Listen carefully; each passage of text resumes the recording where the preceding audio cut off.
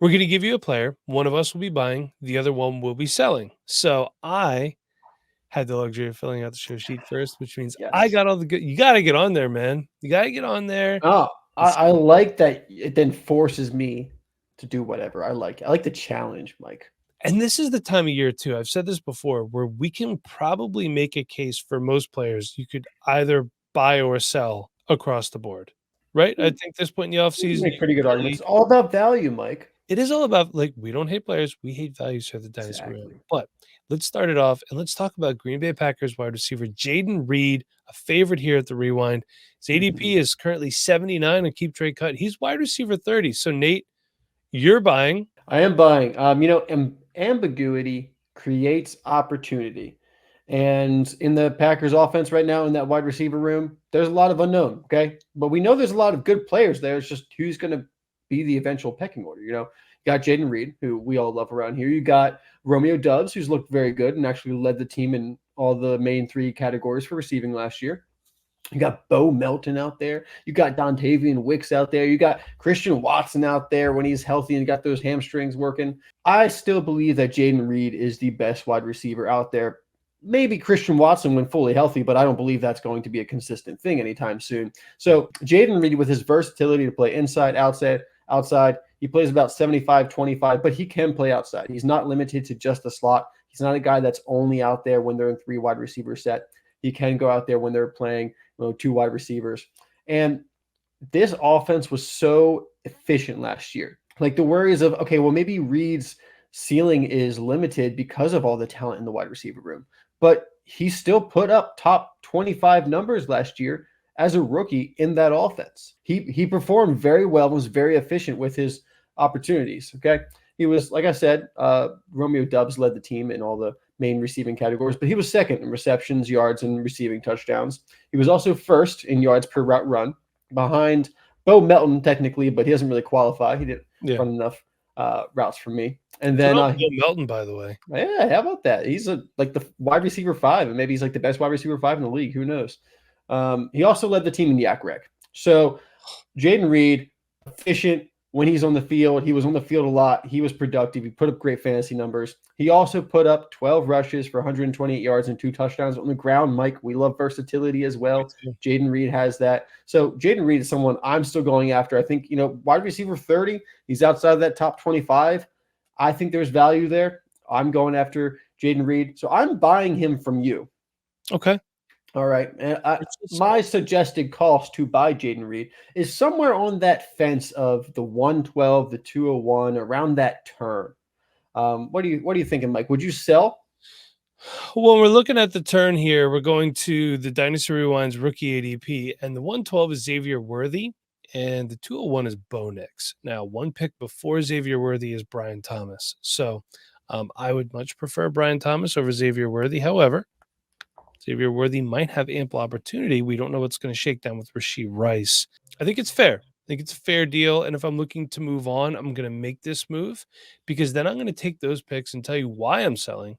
He is valued ahead of players that I think can outproduce him. Now, if I'm in a win now situation, this is really important. He's valued ahead, like I said, of players like Mike Evans, Devontae Adams, and Deebo Samuel. I think you can make a case for all three that they can be more productive this year than Jayden Reed. Is Jayden Reed a better long-term asset? Yeah, he is. Unfortunately, sometimes if you want to win championships, these are moves that you have to make. Got to move on from a guy that you like a little bit because, let's face it, there's good wide receivers in every single draft. We saw it this year. We saw it last year especially. But I would like any of these guys for a short term. Probably have about a 2 to 3 year window on Mike Evans and Devontae Adams. Deebo Samuel might be a little bit longer. And he was wide receiver 25 on the season. I know you said that the Green Bay Packers offense was extremely efficient, but what's his ceiling? What if Christian Watson can keep it together and stay on the field? Does that hurt Jayden Reed? We don't know. But if I want to win now, this is a move that I would gladly make to do it. I'll take the 112. I'll probably ask for maybe a 25 fourth on top of it, just a little something extra. No, Mike. No. I love Jayden Reed, but there's some good talent in the first round this year. It's already, to move a first round for Jayden Reed, it's already kind of on the fence there. I think this is about the turn. I much prefer the 201, 202. So you wouldn't move a fourth round pick a year out to get a deal done? Maybe if you trade me a fifth in 2026. This guy's and goes, this is what I deal with on a regular basis.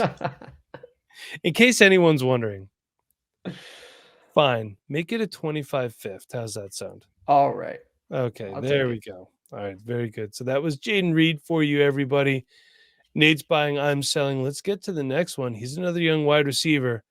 This is Jordan Addison of the Minnesota Vikings. His ADP is 58, and he's wide receiver 22 on Keep Trade Cut. So, Nate, before we get into it, are you surprised that he's ranked a little bit higher than Jayden Reed? No, I'm not. He had a better draft capital coming out. He's a better prospect coming out. And he performed pretty well last year considering the quarterback play.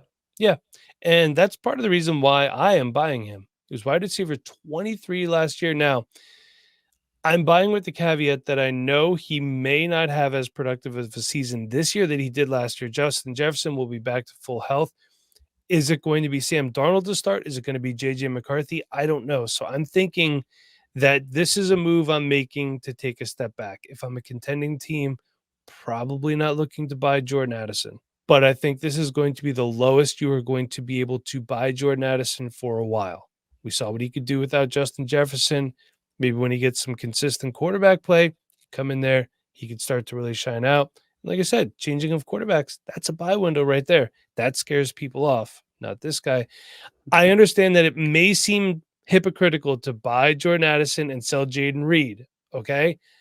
Let's not forget, he is slightly younger. I believe he's about a year and a half younger without doing the math off the top of my head.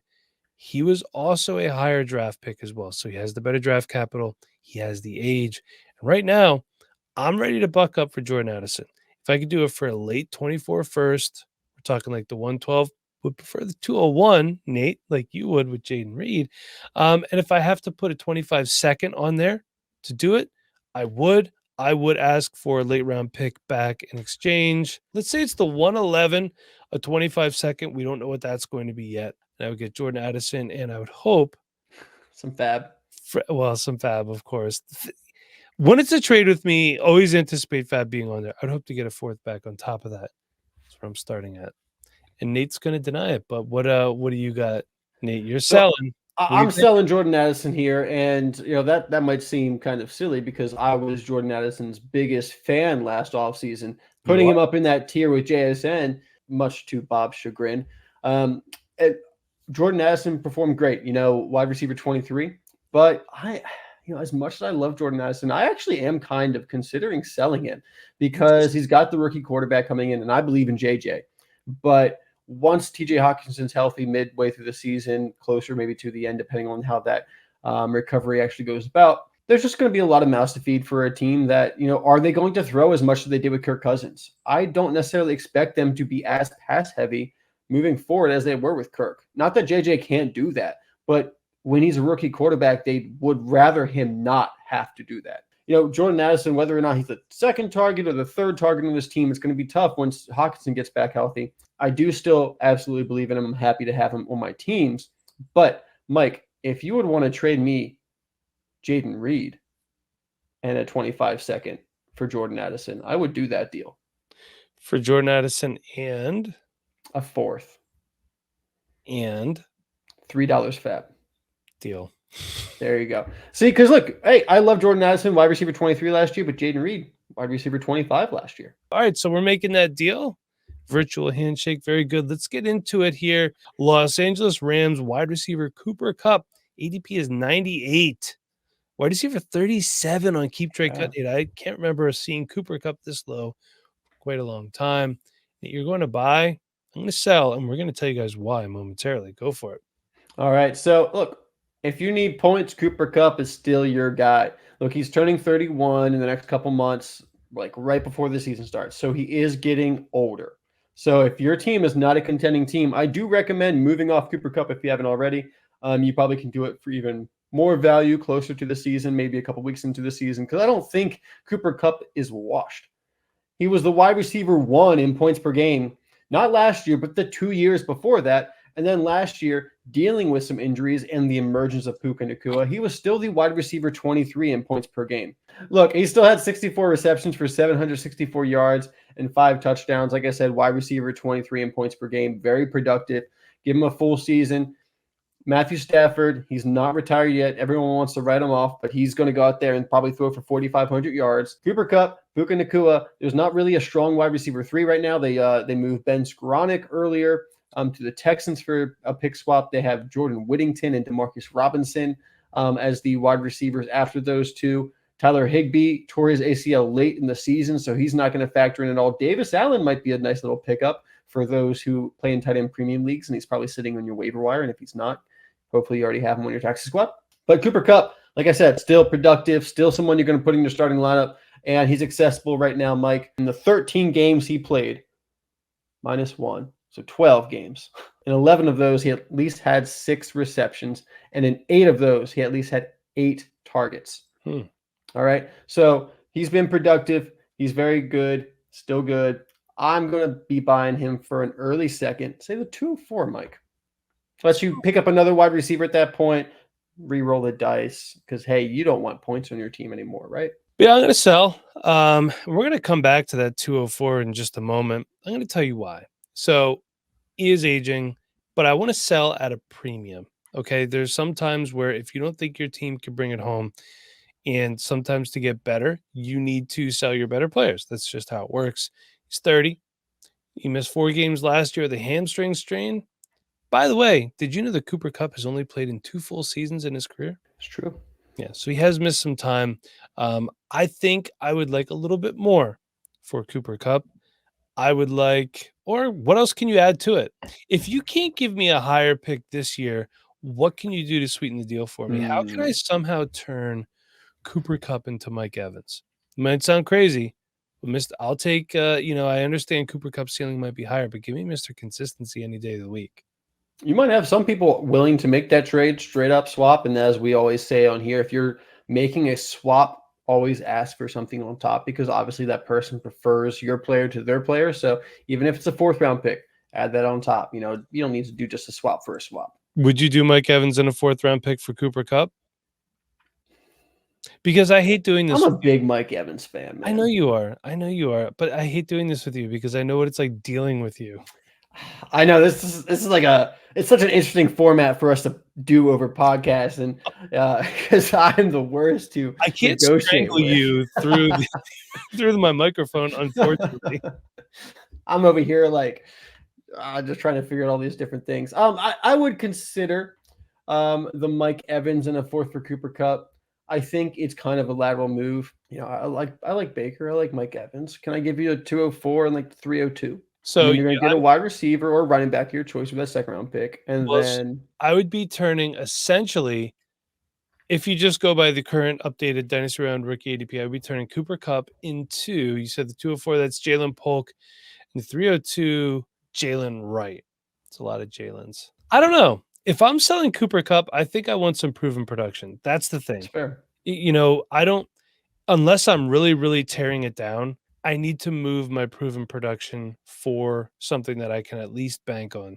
And I think even in rebuild too, unless you're getting some bona fide stud picks, like you're getting high or mid 1st round picks, where these guys could be in your starting lineup right away. I think it's important. Remember, even in rebuild, you have to set a starting lineup. You do. Just keep that in consideration. What do you need on top of Calvin Ridley? Ugh.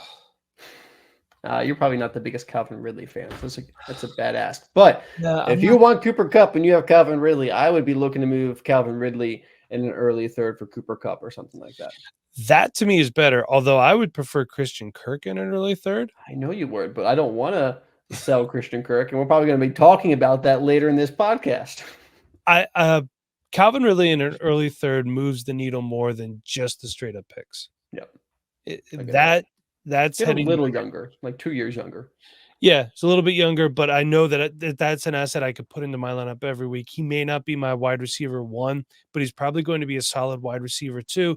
And if it's an early 3rd, just going 301 to 304, we're looking at Blake Corum, Jalen Wright, Roman Wilson, who a lot of people are high on. Jatavian Sanders is a guy that I'm kind of scooping up everywhere. He went in the 4th round to Carolina. I don't know why I said Tennessee. The colors are the blue. Close. It is the blue. But I think Jatavian Sanders' value is going to just increase exponentially over the next year or two. So, that's moving the needle for me. You're putting tab on there, so Yeah, we'll put the fab on. We'll make it happen. Okay, Mike. Yes. Next player. Let's move on to the next player. You're buying this player. Who is it? I am. Tank Dell. I got to admit that I was wrong.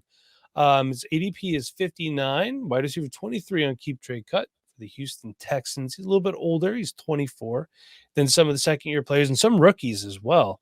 But by the way, everybody, the aging prospects within the next year or two, we're going to be getting away from a lot of these older prospects. You know, COVID just pushed everything back, guys transferring around. They opened up the transfer stuff. So we're going to be getting back to the 21, 22-year-old guys, maybe a couple 23-year-olds here and there.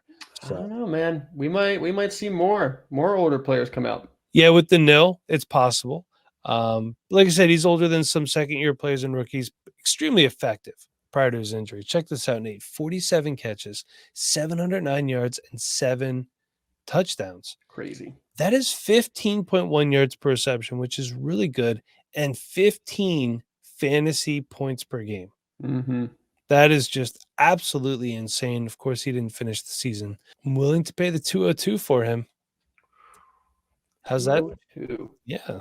202. Look, Tank Dell, very talented. As you mentioned, 15 points per game. That is an impressive for the 202. This is an impressive threshold. Yeah. To reach. And look, maybe I'm selling because Stephon Diggs went there. He did. I'm a big Nico Collins believer. I think Nico is the bona fide wide receiver one of that team moving forward, as good as Tank Dell is. So there's a lot of mouths to feed now in that offense. Joe Mixon's also there. I expect him to be better than Damian Pierce and Devin Singletary last year. Dalton Schultz. As good as our and Dalton Schultz got extended. I believe he got a 3-year deal this offseason. So there are a lot of mouths to feed in the Texans offense. Do I want to keep hold of Tank Dell, who, as you mentioned, currently wide receiver 23 on keep trade cut? Actually, looking right now, he's moved up to wide receiver 21 as of tonight. So he is currently over names like Zay Flowers, Jordan Addison, JSN, other rookies he came in with that were more highly touted. So do I want to do the 202? That's all I'm getting back for Tank Dell. It's a great deal for you. He's like the wide receiver one, apparently, of all the rookies from last year. A really good deal for you, and I'm really glad that we could make this happen. Now, Mike, I'm going to need a first. I'm going to need a late first or something on top of the 202, because that efficiency that Tank Dell showed last year was too impressive. It was too impressive. And when CJ Stroud goes on podcasts and makes up these fake plays that he's going to beat Micah Parsons with, and he's talking about his all-star lineup, every single time he puts Tank Dell in that team. So CJ Stroud thinks incredibly highly of Tank Dell, and that keeps my attention for sure. Okay. I can go as high as the 110. You give me Tank Dell and Jalen Hyatt. Oh, man. You know, you're probably going to have to give me a third to make that happen. All right, hold on. We should probably be writing these down. The 110, a third. 305. Sure, 305. For Tank Dell. And listen, I think Jalen Hyatt's also a really good buy low right now. A lot of people are just trashing the New York Giants wide receiver room. I think he's a good buy low. So I'm happy to throw an extra pick on there. Okay, so I got myself some Tank Dell, and now Nate is going to possibly, I don't know, maybe he's going to buy or sell Seattle Seahawks wide receiver Jaxon Smith-Njigba. His ADP is 64. He's wide receiver 25. Keep trade cut. So Nate, what are we doing here? What are you doing? Oh, I am buying JSN. I think this is one of the best buys of the offseason. Everyone's down on JSN after, honestly, he just met expectations last year. Anyone who had expectations beyond what he put up, I think, was a little unrealistic, to be honest, because DK Metcalf and Tyler Lockett are very good wide receivers who aren't just going to be pushed out of the starting lineup, especially by a rookie who hadn't played for an entire year. He didn't play really at all his final season at Ohio State.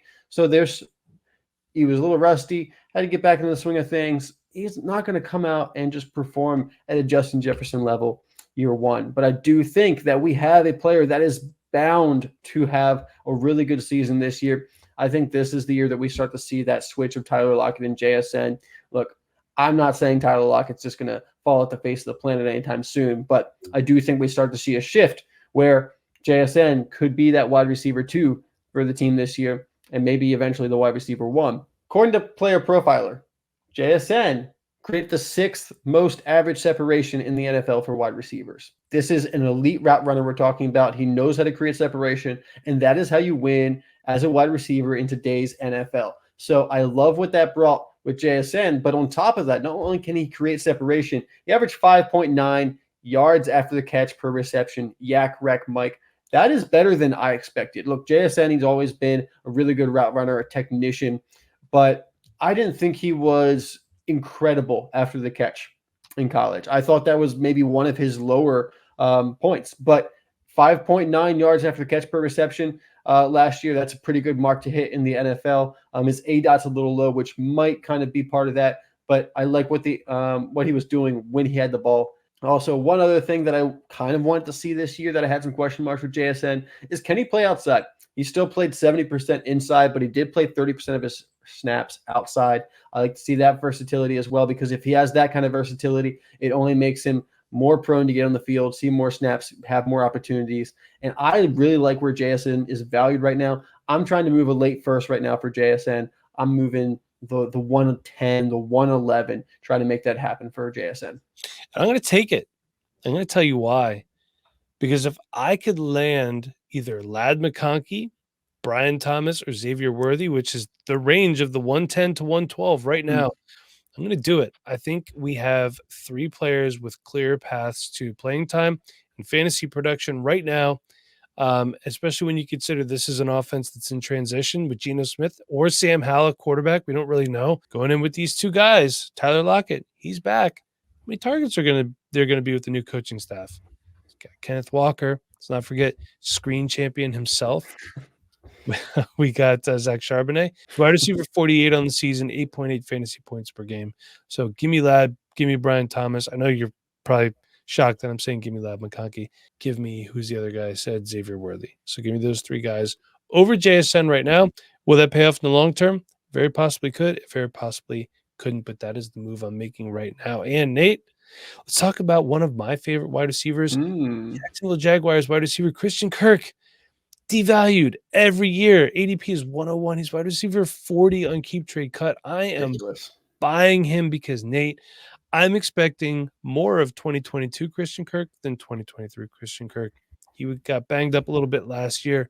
Check this out, though. In 2022, 17 games, 84 receptions, 1,108 yards, and 8 touchdowns. Last year, 12 games, 57 receptions, 787 yards, and 3 touchdowns. Still not terrible. And even though I did just say I would take Brian Thomas, let's face it, Christian Kirk is the best target right now that the Jacksonville Jaguars have.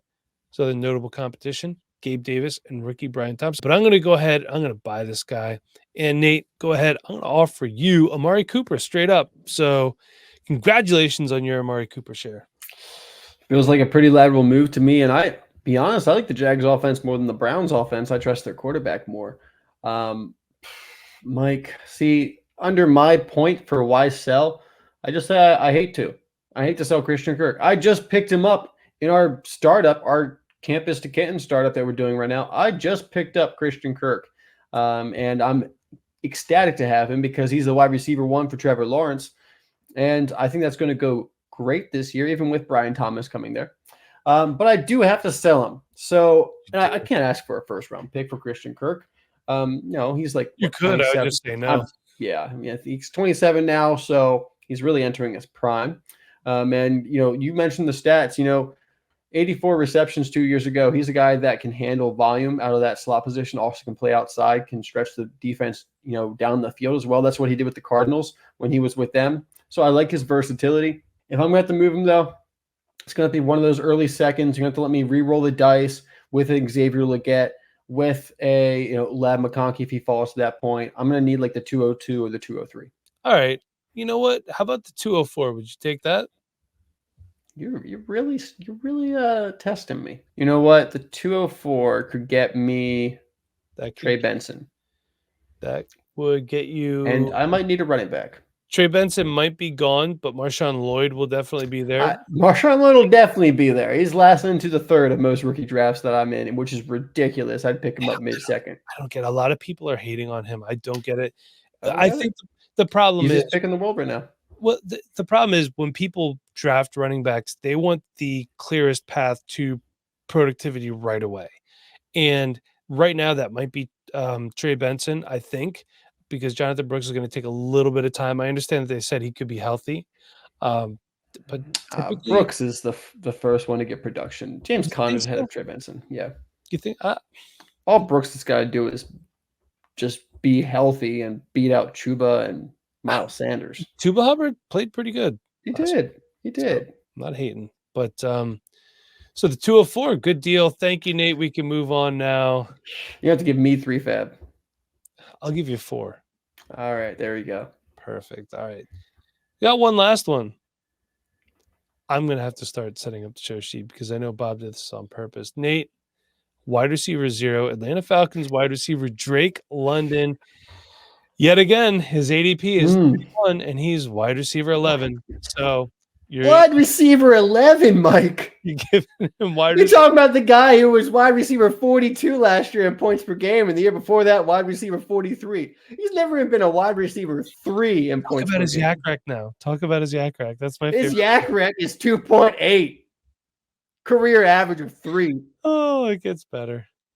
But 80th in separation. These are the stats I pulled to buy Drake London. Look, he's a young, high draft capital wide receiver on an improving offense. Okay, look, the Atlanta Falcons team, they're investing into their offense. They picked up Michael Penix in the top 10. You know, they're really making sure that offense is good to go. So Drake London, wheels up, wide receiver 11 price is ridiculous. I don't know who's out there buying that. You were doing that last year, and then what do you do this year? I mean, come on. It's going to have a better year this year, obviously, but this wide receiver 11 price is ridiculous. So, Mike, you're not getting that kind of value out of me if I am buying Drake London, because as we say, we don't hate players, we hate values. If I can get Drake London for the 108, 109, I'll do it. Now, to some people, that sounds ridiculous. Like, oh my gosh, how could you devalue him so much? As I said, he hasn't even broken the top 40 for points per game so far in his career. I know there's other things that go into that other than just his talent, but he doesn't separate, doesn't create yards after the catch. I talk about that triangle all the time for wide receivers. Can you separate? Can you create after the catch? And can you win contested catch situations? He wins contested catches, but doesn't do too much more than that. I'm not paying a top 12 wide receiver price for him. Mike, I'll give you the 109 for Drake London. So if you said the 109, yeah, that's fine. That gets me Jonathan Brooks or my pick of Ladd McConkey, Brian Thomas, Xavier Worthy. What I'm going to do is I'm going to take that pick. I'm going to cash it in. I'm probably going to trade back a little bit into the early second round and pick up like Xavier Legette. Maybe somebody is interested in Ricky Pearsall. So if you could turn. Mike. Yes. What? Who do you think scores more points this year? Drake London or Ladd McConkey? Literally anybody. Quentin Johnston might score more points than Drake London. It's possible. Look, they are giving Quentin Johnston every opportunity to be a viable wide receiver. So if it doesn't happen again this year, you can't blame the Chargers coaching staff. You can't blame Justin Herbert unless the team just completely falls apart. But they got rid of Keenan Allen. You know what I mean? There's Josh Palmer there. There's Ladd McConkey. So you have a guy who's coming off an injury, who's banged up last year, and you got another rookie in there. He's a good route runner, but he has an injury history himself. So Quentin Johnston is being given every opportunity to prove himself. So if he doesn't do it, then he just really does suck, which I'm pretty sure the guy that I'm podcasting with right now said, this guy's not that great. So there's a path. There is a path to Quentin Johnston out producing Drake London. But I think I'm probably going to go with Ladd McConkey. Do I think Ladd McConkey can be better than wide receiver 36 in his first year in the NFL with Justin Herbert at quarterback? Yes. Yes, I do. All right, that's going to do it for us. Come hang out in the Discord for a week. Until next time, for Nate and I'm Mike. Goodbye, everybody. We'll see you in 2 days.